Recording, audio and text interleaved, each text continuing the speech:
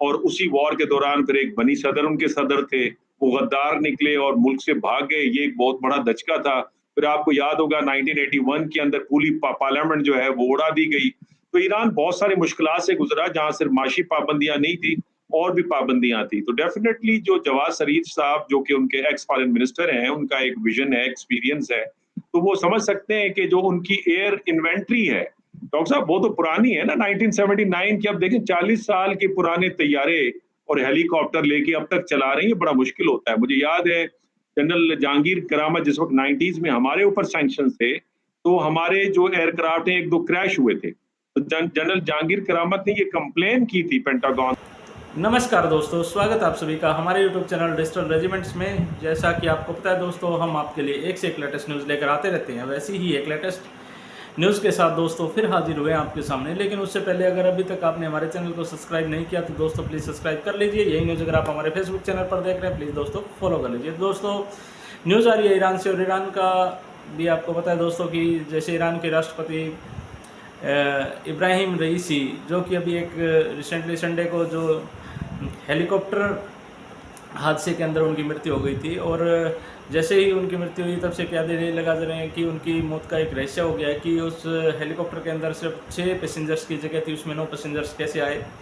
और बोला तो ये भी जा रहा है कि जैसे मौसम की तकनीकी खराबी के कारण हेलीकॉप्टर है जो आपातकालीन लैंडिंग नहीं कर पाया, इस वजह से उसमें तकनीकी खराबी के कारण वो एक्सीडेंट हो गया। और उसमें जो शायद इब्राहिम रईसी के अलावा जिसमें 8 सदस्य और थे, सभी के सभी की मृत्यु हो गई। लेकिन ये कभी तक रहस्य बने हुआ है दोस्तों कि जहाँ सिर्फ 6 पैसेंजर की कैपेसिटी होकर भी सिर्फ उसके अंदर 9 पैसेंजर कैसे हो गए, और क्यों प्रोटोकॉल की ताक पर रखकर उसके अंदर 9 पैसेंजर गए थे। तो इसी से रिलेटेड न्यूज़ है दोस्तों। न्यूज़ बड़ी ज़बरदस्त है, अपन तक सारा हमारे साथ जुड़ रही है। चलिए न्यूज़ को करते हैं। डॉक्टर साहब, सबसे पहले तो जो बात करनी है आपसे वो ईरान के सदर और फॉरेन मिनिस्टर की जो एक अनफॉर्चुनेट इंसिडेंट के हवाले से हुई।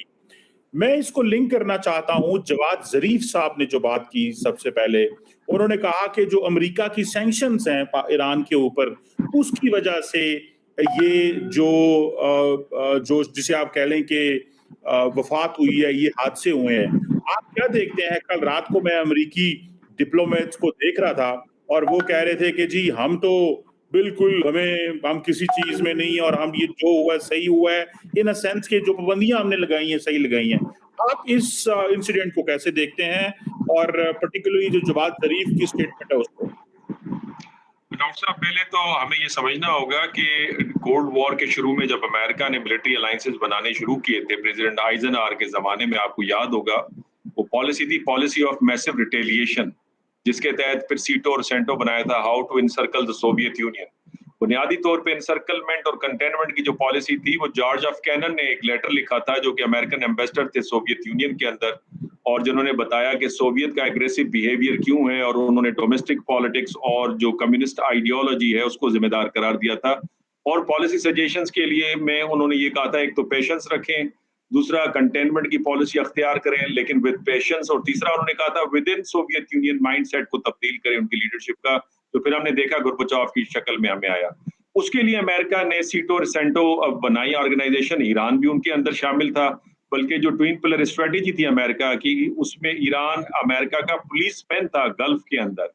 और जैसे रेवोल्यूशन आया तो बुनियादी तौर पे अमेरिका की वो जो प्लान था या अमेरिका का जो स्ट्रक्चर था उससे वो निकल आया, और इसको हम इंटरनेशनल पॉलिटिक्स में कहते हैं it was the first revolt against the West, and it was cultural revolt, it was not religious revolution.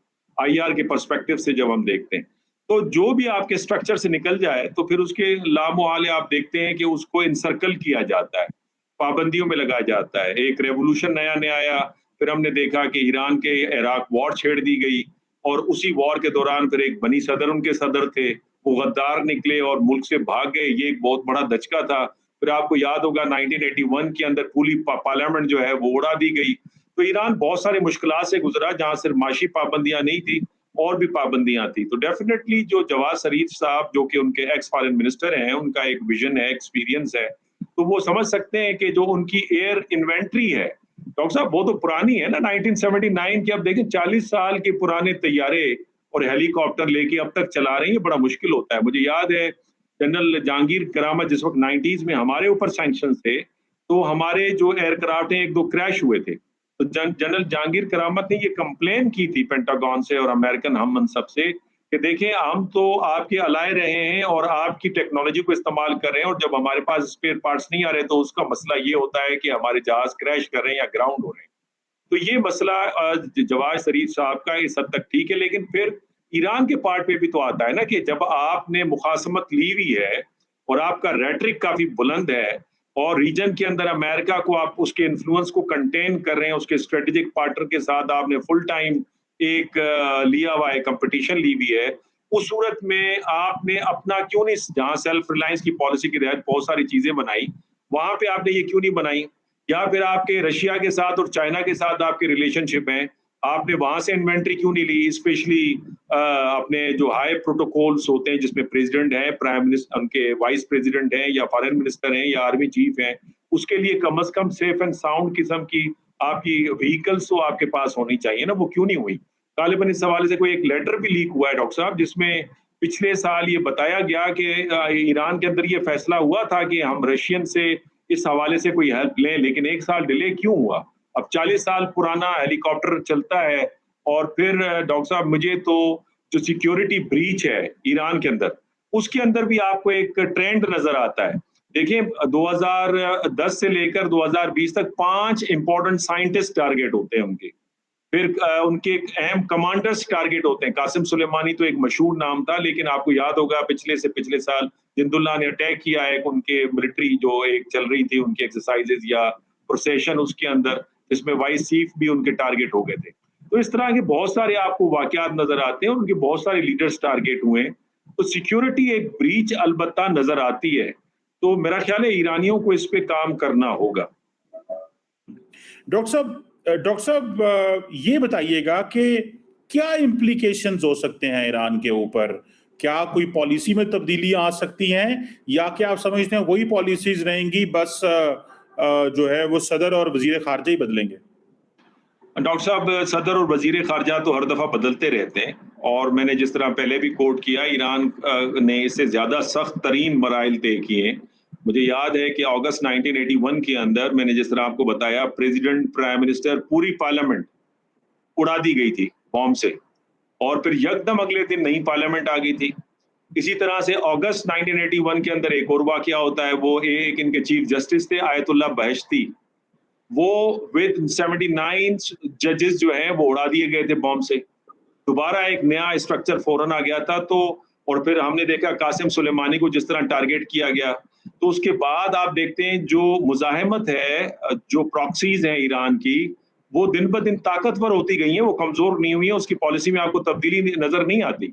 Iran का जो रेवोल्यूशन है 45 ईयर्स उन्होंने ट्रेवल कर लिया है, तो मेरा ख्याल है ये इतनी बड़ी बात नहीं होगी। जिस तरह मैंने बनी सदर का भी पहले हवाला दिया, वो भी बीच वॉर के अंदर ईरान छोड़ के भाग गए। ये बहुत बड़ी बात है कि आपका वॉर के दरमियान में एक प्रेसिडेंट आपकी इंफॉर्मेशन सीक्रेट लीक करे और जब वो पकड़ा जाए तो वो मुल्क से फरार हो जाए और आपको पता ही नहीं चले।